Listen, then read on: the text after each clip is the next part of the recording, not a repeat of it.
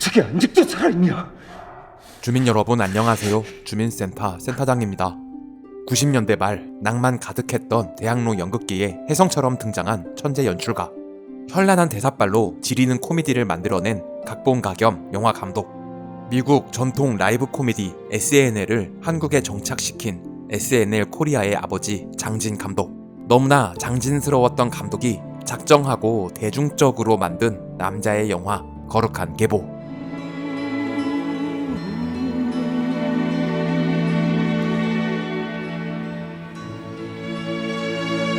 너는 밀어붙여.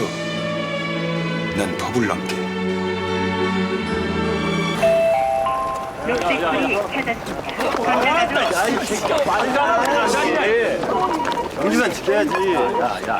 장진이 연출을 맡은 덕에 흥행 성적은 많이 아쉬웠지만 저 개인적으로는 가을만 되면 생각나는 영화로 자리 잡았습니다. 이 가을에 어울리는 묵직한 남자의 코믹 느와르 거룩한 계보 비하인드 스토리, 지금 주민 시작합니다.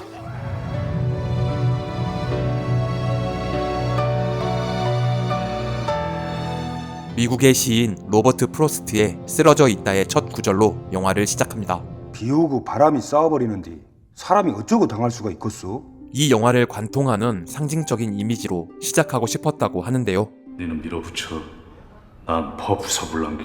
강경하고 건조한 문체가 남성적인 이미지로 느껴졌다고 합니다. 받으시오. 얼른 드리고 갈랍니다. 어째 칼주로 자네가 왔는가? 요새 애기들 없어요. 누가 봐도 장진 영화임을 알려주는 듯한 배우진으로 인트로가 시작됩니다. 첫 씬은 당시 회기동에 있던 랜슬롯이라는 실제 업장에서 촬영했습니다. 명치 아래로 반만 놓고 갈라니까. 보스의 명령으로 약 제조업자인 최 박사를 담그러 온 동치성. 잘 지를 수 있겠는가? 아따 씨, 우리가 씨방 뭔 수술하러 왔어? 어째 마취하고 수식해라? 죽이지는 않겠다는 의미로 칼에 테이프를 감아 반만 들어가게 만든 건 감독이 상상으로 만든 설정입니다. 동치성은 감독의 시그니처 캐릭터로 유명한 이름이죠. 전작인 아는 여자에서의 동치성 역시 감독의 페르소나 정재영이 맡았죠. 아는 여자 많아요? 거기가 처음이에요. 한 명도 없어요. 참 다행이다. 영화화되면서 이름이 리수화로 바뀌긴 했지만 감독이 각본을 쓴 웰컴 투 동막골의 인민군 장교 역시 연극에서의 이름은 동치성이었습니다. 퀴즈왕에서 도복 사내로 등장한 정재영 역시 이름이 동치성이었고, 로맨틱 헤븐의 우정 출연 동치성은 김무열이 맡았습니다. 좀 늦었어. 기다려야 했어요, 내가 지금. 겁나 쫄아서 눈치만 보다가 사이렌이 들리니까 태도가 변하는 최 박사. 싸가지 없는 놈의 새끼. 서방차입니다, 승님. 저자 길 건너서 불나버렸습니다, 승님. 이런 게 장진식 유머? 살인 미수로 잡힌 동치성을 수사하는 검사. 잘 봐주십시오, 검사님. 5년 줄게 도와주라 좀. 검사가 더 큰 범죄자를 잡기 위해 범인에게 딜을 건다는 설정은 검사님, 나 잘 모르시죠? 동치성이 의리의 남자임을 처음부터 설명해서 배신 당했을 때의 충격을 더하기 위해 감독이 상상으로 만든 설정이라고 합니다. 영화를 만들 때 철저한 고증과 자료조사 및 인터뷰로 사실적인 설정을 만드는 감독이 있는 반면 장진 감독은 거의 대부분 고증보다는 작가적 상상으로 설정을 만든다고 합니다.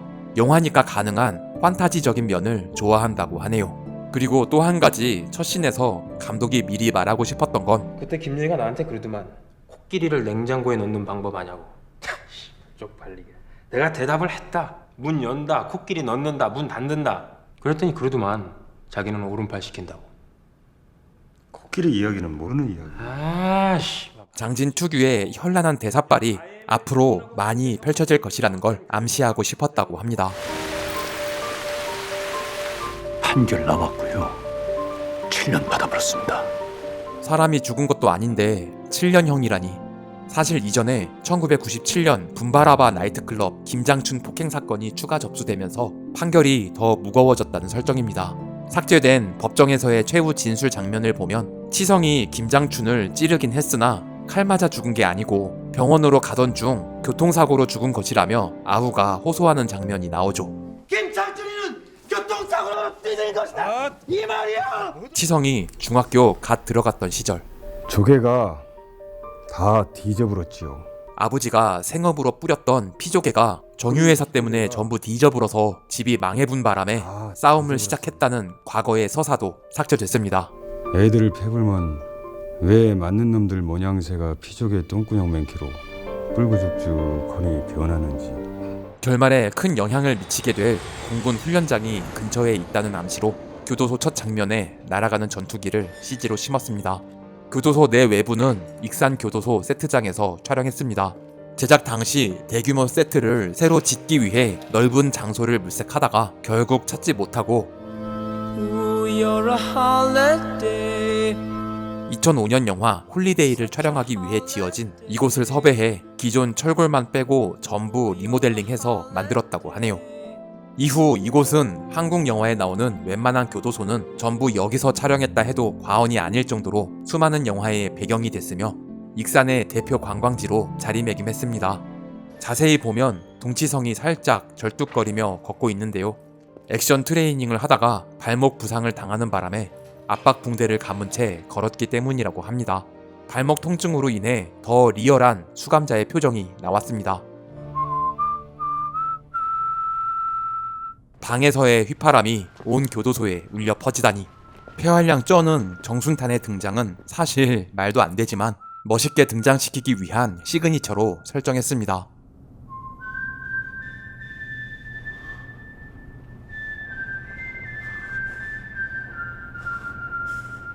순탄이 부는 휘파람은 이 영화의 OST. 나란 사람은 행복해질 수 있는 건지. 버블 시스터즈 영지가 부르는 나란 사람은 이란 곡입니다. 어떻게 아직도 살아있냐? 조직의 전설적인 행동대장이자 치성의 절친 사형수 정순탄. 역시 승룡이 형, 신인 때도 겁나 간지나. 이 영화는 어린 시절을 함께 보낸 3명의 절친 치성, 순탄, 주중의 의리를 담은 이야기입니다만 마케팅적으로 당시 신인이었던 류승룡보다는 정준호를 더 내세우면서 순탄의 비중이 좀 작아진 건 감독 역시 아쉬운 부분이라고 합니다. 정재영과 류승룡은 서울예술전문대학 연극과 90학번으로 안재욱, 황정민, 신동엽, 이철민, 최성국과 동기라고 합니다. 장진 감독은 이들보다 나이는 한 살 어리지만 8, 9학번으로 한 학년 선배라고 하네요.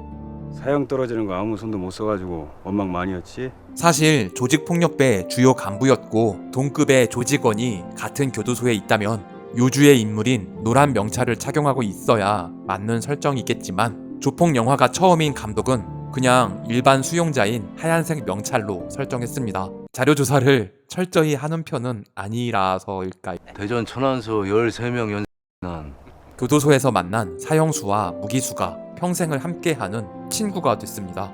죽을 때까지 서로 옆에 있을 텐께 저 둘을 보면 말이다 바라는 것이 참 없구나 싶다. 나도 별반 차이 없다. 원망이고 후회고 그런 거 없어야. 흉악한 범죄자를 미화하는 거 아니냐는 의견도 있었지만 이게 뭐 교육방송도 아니고 영화적 상상력으로 얼마든지 생각해낼 수 있는 이야기인 것 같습니다. 더군다나 장진 감독이니까요.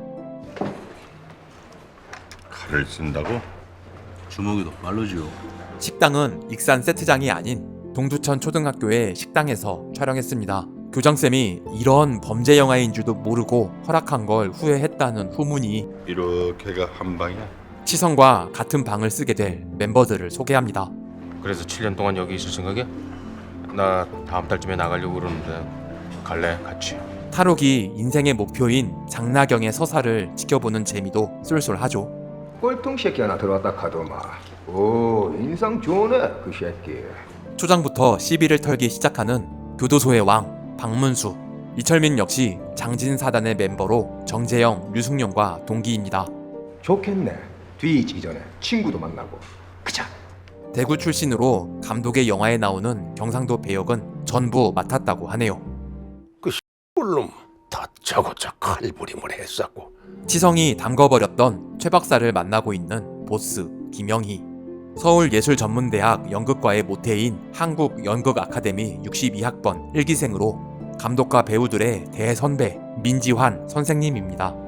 치성이 아버지 역으로 나온 신구 선생님과 동기라고 하네요. 요참에 개발하신 것이 말로만 들었는데도 참 신통없디다. 같이 하시게요? 나도 이제 은퇴를 해야죠. 은퇴하기 전 크게 한탕 하려고 약 전문가 최 박사의 신제품에 눈독을 들입니다.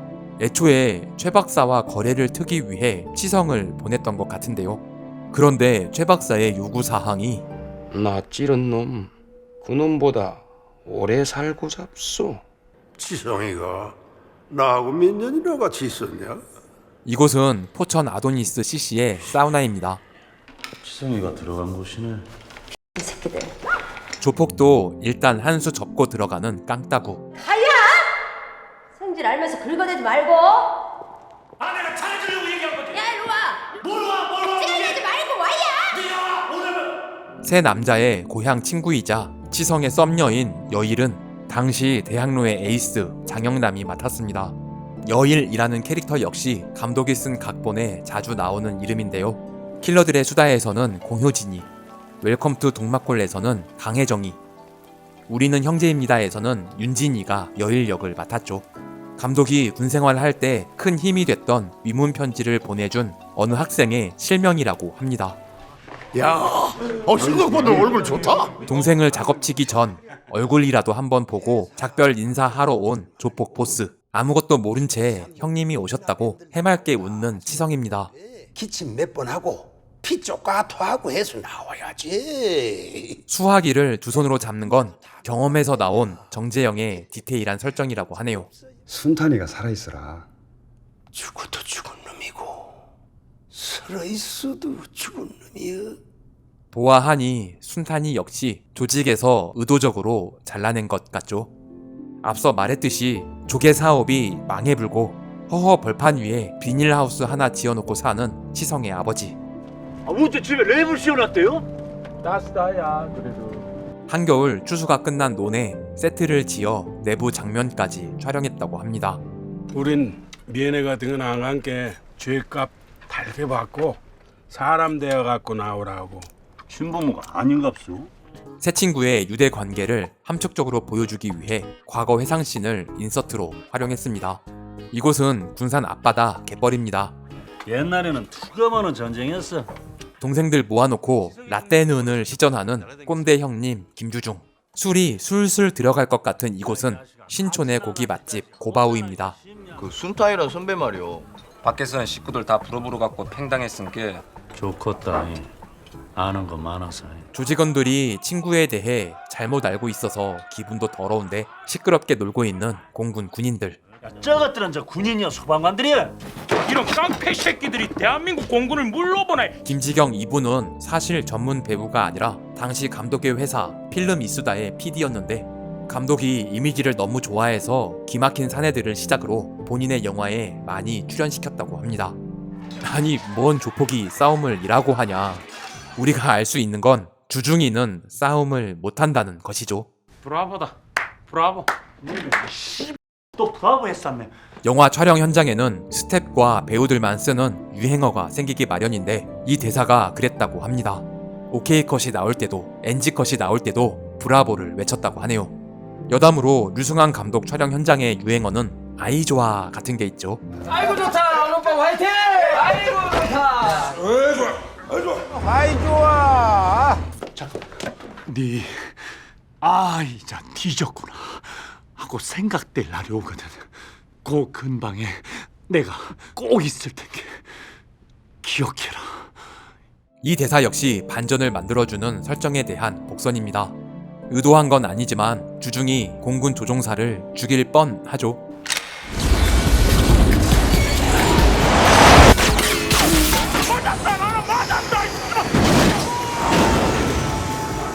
저는 격추당했습니다. 남자의 향기 물씬 나는 영화 거룩한 계보 비하인드 스토리 1탄이었습니다. 이어지는 2탄에서 더 풍성한 내용으로 찾아뵙겠습니다. 많은 시청 부탁드립니다. 주민 스토어도 많이 사랑해주세요. 구독과 좋아요는 사랑입니다. 종 모양 클릭으로 알림 설정까지 하시면 주민센터와 좀 더 가까워집니다. 부디 조.9R 부탁드립니다. 시청해주셔서 감사합니다. 지금까지 센터장이었습니다. 다음 영상도 기대해주세요.